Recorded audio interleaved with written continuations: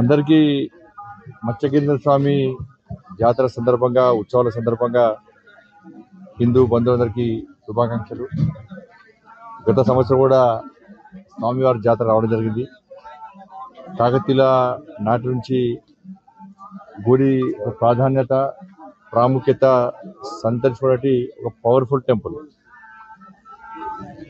స్వామివారి శక్తిని గ్రహించే స్వామివారి కోరిన కోరిక తీసుకున్నటువంటి ఒక విశ్వాసం నమ్మకంతో ఈ ప్రాంతానికి సంబంధించిన భక్తులు కాకుండా ఈ ఉమ్మడి జిల్లాకు సంబంధించి అనేక మంది వేలాది మంది భక్తులు స్వామివారి దర్శించుకోవడానికి వస్తూ ఉన్నారు.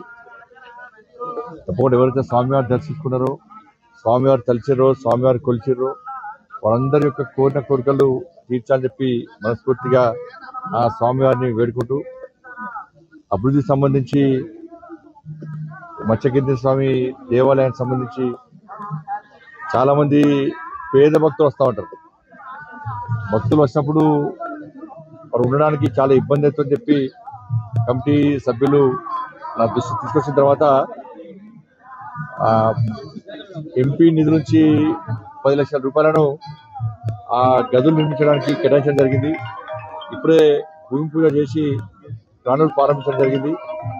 అప్పుడు మంటప నిర్వహణ కూడా మధ్యలో ఆగిపోయింది కాబట్టి వాళ్ళ స్వామివారి దయతోని మళ్ళీ ప్రజలందరూ ఆశీర్వాదంతో గెలిచిన తర్వాత మేలో ఇంకా 10 lakhs రూపీస్ ఆ మంటపం కోసము తప్పకుండా కేటాయిస్తా చెప్పి మాట ఇవ్వడం జరిగింది. అప్పుడు దేవాలయాల అభివృద్ధికి సహకరించాల్సిన బాధ్యత నా మీద ఉంది కాబట్టి దేవాలయాలకు తప్పకుండా సహకరిస్తా.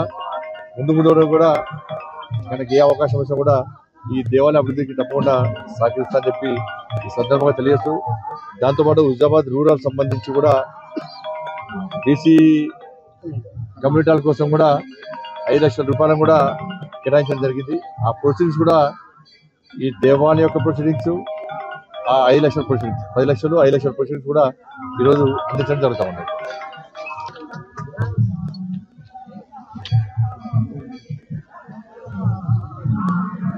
సంతోషం మీరందరూ కూడా.